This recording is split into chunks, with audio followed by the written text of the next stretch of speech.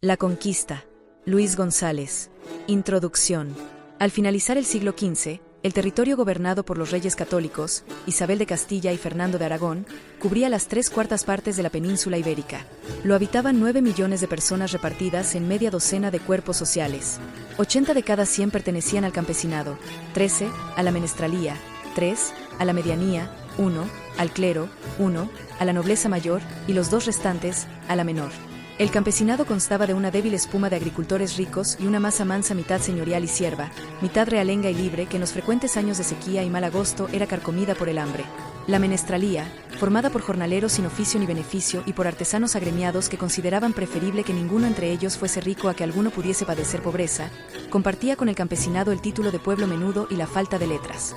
La medianía, compuesta por mercaderes, corredores, barberos, burócratas de segunda, artistas y patronos industriales que trabajaban para encumbrar a sus hijos, se redujo notablemente por la expulsión de 150.000 judíos en 1492.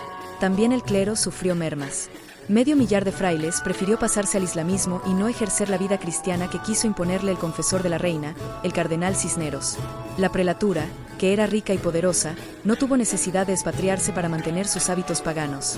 El grueso de la baja clerecía se moderó, y las órdenes mendicantes, tras de nutrirse de cristianismo primitivo, se convirtieron en irradiadoras de las 7 virtudes. La gran nobleza agrupaba a los vástagos opulentos de la medianía y a las 300 familias de la agonizante estructura feudal. Los nuevos ricos, por medio de contratos nupciales y compra de tierras, habían conseguido confundirse con los linajudos. Unos y otros poseían enormes ingresos, amplia cultura, enjambres de criados y un señorío decreciente que la astucia de los reyes católicos menoscababa para abrirle calle al doble fin de robustecer la autocracia regia y darle al Estado español la supremacía universal. La otra nobleza, la de los hidalgos, no tenía bienes materiales ni siervos, solo árboles genealógicos y vastas ambiciones. Compartía con los reyes el deseo de extender al mundo entero la soberanía española, con las órdenes mendicantes, el entusiasmo para combatir al infiel y meterlo en el redil de la cristiandad, y con la gran nobleza, el amor a la fama, el fausto, el señorío, la guerra y el oro. El conjunto de esas aspiraciones fue expresado y a la vez avivado por la novela de caballerías. El Amadís de Gaula fue espejo y fuente de inspiración de miles de hidalgos, y se hizo practicable por una triple coyuntura: la racha de inventiva técnica de fines de la Edad Media, el trastorno de la comida europea provocado por el cierre sarraceno de la ruta de las especias y los errores de cálculo de un navegante genovés. La invención de la carabela, la nao, el astrolabio y la brújula hicieron posibles las largas travesías por mar. La cocina de Europa, necesitada de la especiería hindú, exigió el envío de expediciones marítimas que descubrieran un nuevo camino para la India. Los errores de Colón condujeron a un mundo insospechado e ideal para el ejercicio de las ambiciones hidalgas. A partir de 1492, las carabelas colombinas, al servicio de Fernando e Isabel y tripuladas por españoles, toparon, sin quererlo, con islas y tierras firmes cubiertas, según expresó Colón, de árboles verdes y cargados de fruta, aires como los de un abril de Castilla, montañas altísimas que parecían llegar al cielo, pajaricos de 1000 maneras, hartos ríos de oro, muchas minas, vegas muy graciosas, drogas aromáticas, gente bien dispuesta y de hermosa estatura, mujeres de buen ver, y además, antropófagos, amazonas, sirenas y otros posibles monstruos. En 1493, el Papa español Alejandro V, árbitro supremo de la cristiandad, cedió a España los territorios vistos por Cristóbal Colón y sus compañeros, y todas las islas y tierras firmes que se descubrieren hacia el occidente y mediodía del meridiano distante 100 leguas de las Azores y Cabo Verde, para reducir a los habitadores y naturales de ellas a la fe católica y recoger, como premio de la cruzada, oro, cosas aromáticas y otras muchas de gran precio, diversas en género y calidad. Fluyó entonces sobre las islas del Mar Caribe, y en especial sobre Haití, un río de jóvenes hidalgos y gente menuda que ahogó, en menos de 25 años, a la población autóctona. Del medio millón de habitantes que había en 1492 en Haití, también llamada La Española y Santo Domingo, quedaban 32.000 en 1514, y todos sujetos a servidumbre. Simultánea a la explotación y merma de los aborígenes fue la de las arenas auríferas o ríos de oro. Al periodo del dispendio del metal amarillo y la mano de obra oscura sucedió el del remordimiento y el éxodo del hombre blanco. Aquel fue promovido, a fines de 1511, por un fraile que preguntó a los colonos: ¿con qué derecho y con qué justicia tenéis en tan cruel y horrible servidumbre a aquestos indios? Respuestas a la pregunta fueron las indigenistas leyes de Burgos de 1512, la tesis que sostuvo el derecho de la monarquía española a conquistar los pueblos no cristianos, y el requerimiento o ultimátum escrito por el doctor Palacios Rubios que permitiría a muchos caballeros peninsulares emprender aventuras de conquista sin sufrir la desagradable sensación de los escrúpulos. El éxodo de los colonos antillanos hacia otras regiones susceptibles de ser dominadas coincidió con la primera época del reinado de Carlos V. Lo precedieron los viajes de exploración y rapiña que se hacían conforme a capitulaciones o contratos entre un capitán y un lugarteniente de rey, con huestes o ejércitos de voluntarios y a costa de todos los metidos en el asunto. Los más famosos recibieron la debida autorización de Diego Velázquez, gobernador de Cuba. Los capitanearon Francisco Hernández de Córdoba, Juan de Grijalva y Hernán Cortés. 1 millar de colonos se alistó en ellos y la Ruta del Sol les señaló el rumbo. El viaje dirigido por Hernández de Córdoba tropezó, en 1517, con Cabo Catoche, Campeche y Potonchán que, según demostraron a su regreso los tripulantes, eran tierras opimas y de gente de fuste.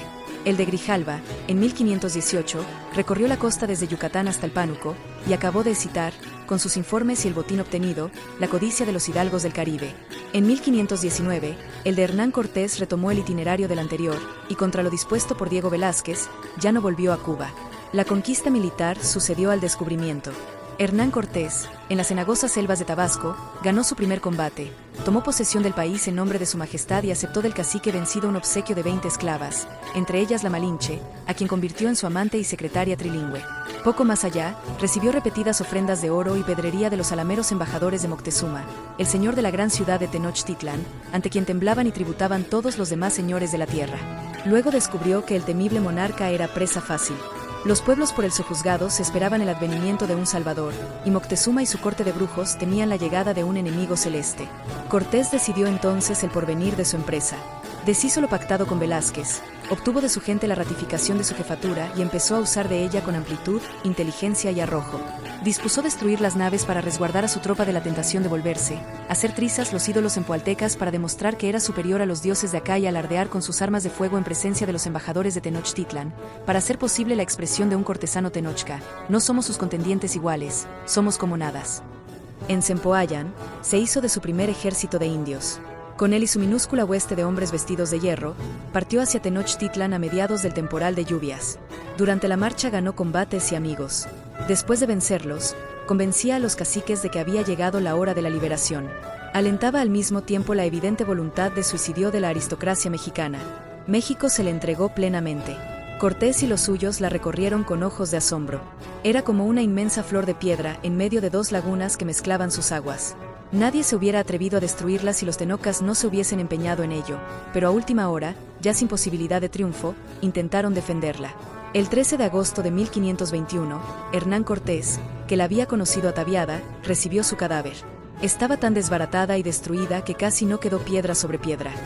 La caída de la metrópoli imperial precipitó la de los pueblos sometidos a su dominio y aún no dominados por Cortés: Huaxiacac, Tecuantepec, Coaixtlahuacan, Soconochco, etc., y la de varios señoríos independientes. El imperio tarasco, el más poderoso después del Tenochca, se rindió en 1522. En 1523 se hizo la conquista de Colliman.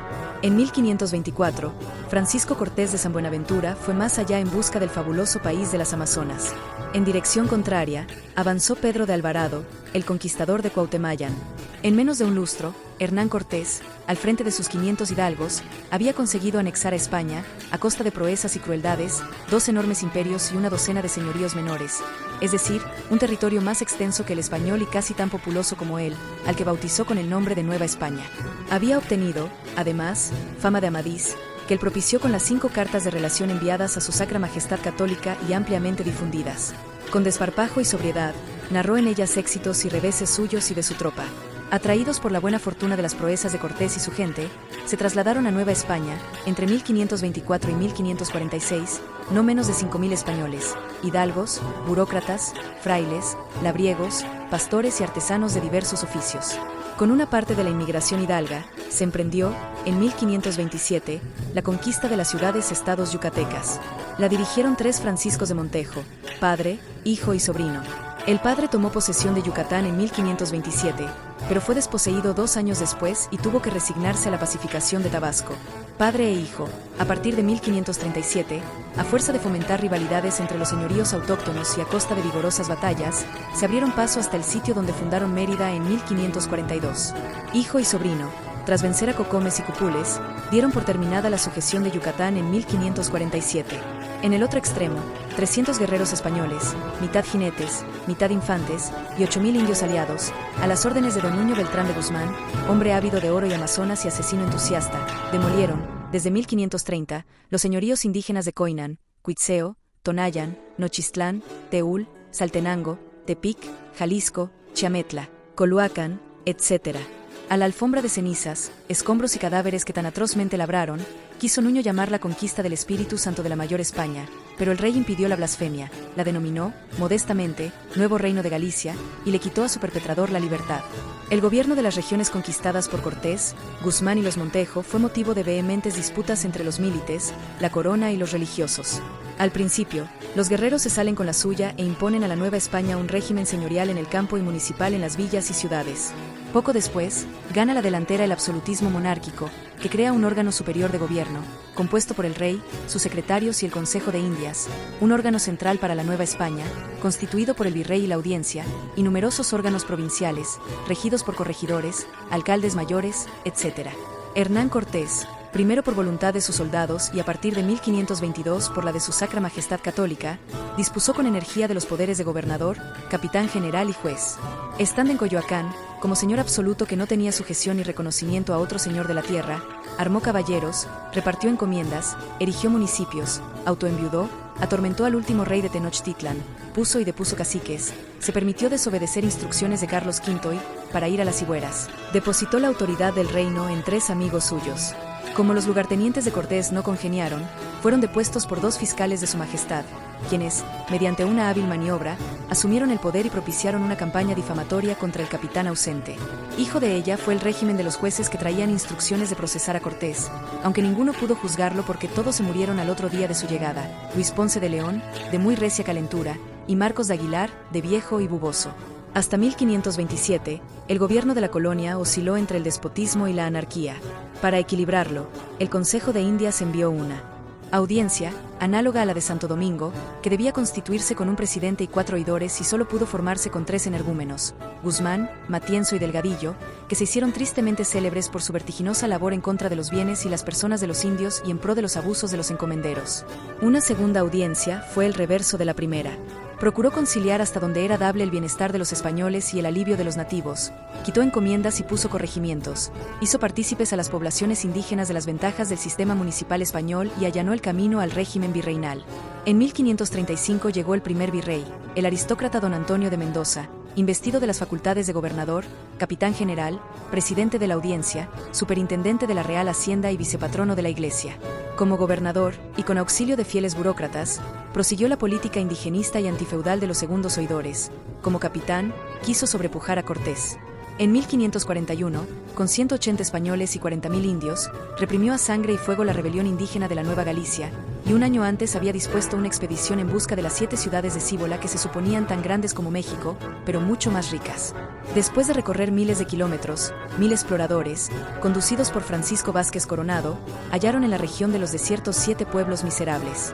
Como superintendente de la Real Hacienda, evitó fraudes y mandó tasar los tributos impuestos a los indios. Como vicepatrono de la Iglesia, fomentó la evangelización. Alentó, por otra parte, el desaforado afán de lucro de los colonos españoles. La conquista económica tuvo como meta el enriquecimiento pronto, metálico y fácil del grupo invasor. Sus métodos fueron el despojo, la esclavitud, la servidumbre, las dilatadas haciendas, los cultivos vegetales de ambos mundos, la ganadería, la minería, el obraje y el comercio transatlántico. El despojo asumió las formas de botín y de tributo. Las costumbres europeas permitían coronar las victorias con el robo de los bienes muebles de los vencidos. La hueste cortesiana usó ampliamente de esa facultad, pero sin gran provecho. A la hora del reparto del botín, el capitán se quedó con la parte del león. Solo después, al establecerse la encomienda, los soldados pudieron desechar su pobreza con la riqueza ajena. A cambio de instruir y mantener en paz a los indios, los encomenderos podían exigirles tributos y trabajos, y a raíz de la conquista, se excedieron enormemente en sus exigencias.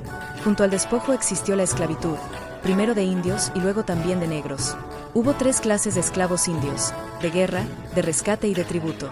Durante la lucha se abusó del permiso de esclavizar a los prisioneros, y fuera de ella, de la autorización de adquirir, por trueque o compra, a los varones que la aristocracia mexica había engordado para comérselos, o de obtener como tributo, a falta de oro, maíz o manufacturas, a hombres y hembras procedentes de la esclavitud prehispánica. Con esclavos y encomendados, se constituyó la mano servil utilizada en las generosas mercedes de tierras con que también se premió a los conquistadores. Estos ya se encargarían de dilatar la superficie de los terrenos concedidos y de introducir a ellos plantas exóticas como trigo, arroz, caña de azúcar, café, olivo, vid, naranja y durazno, animales domésticos como caballos, burros, perros, vacas, puercos, carneros y gallinas, y utensilios de labranza del viejo continente, en especial, el arado con reja de hierro. Pero mucho más que en la agricultura, los invasores se empeñaron en la búsqueda de minas de oro. La tierra las proporcionó de plata. Las primeras en producir considerables rendimientos fueron las de Taxco. En 1546 se descubrió la veta riquísima de Zacatecas, y desde ese instante, la fiebre argentina se posesionó de los soldados encomenderos terratenientes. Para cortar el camino de México a Zacatecas, se peleó salvajemente contra los salvajes coachichiles y se fundaron las villas fortalezas de San Miguel, San Felipe y Santa María de los Lagos. Zacatecas se convirtió, en un abrir y cerrar de ojos, en la segunda ciudad del virreinato, en metrópoli de la esclavitud y en punto de partida del poblamiento de las vastas llanuras del norte y de la guerra interminable contra las tribus nómadas, belicosas y reacias al cultivo de la tierra. Mientras tanto, en las poblaciones anteriormente fundadas por las huestes españolas, hacían tibios avances la manufactura y el comercio ultramarinos. El virrey Mendoza y el obispo Zumárraga introducían industrias de la península y artesanos que las asentaran acá, herreros, joyeros, carpinteros, alarifes, impresores, tejedores, etc. Por su propia cuenta, venían mercaderes a fomentar la apertura de caminos, los atajos de mulas, la importación de aceite, vino y productos manufacturados y la exportación de la plata mexicana que pronto inundaría a todo el mundo. La conquista espiritual no fue menos vertiginosa. Contó, además, con el apoyo de todos los españoles. El primero en emprenderla fue el propio Hernán Cortés, quien, desde el inicio de su aventura, espetó sermones, despedazó ídolos, solicitó a la corona el envío inmediato de sacerdotes de gran honestidad y religión, y sostuvo, sin que nadie lo contradijera, que la causa principal de la venida a estas partes era la de ensalzar y predicar la fe de Cristo. Antes que el gobierno civil, se creó el eclesiástico. Se erigieron obispados en Tlaxcala en 1519, México en 1530, Oaxaca en 1535, Michoacán en 1536 y Chiapas en 1539. Se convocó a juntas eclesiásticas en 1524, 1532, 1539 y 1544, y se dispuso la venida de frailes de las órdenes religiosas.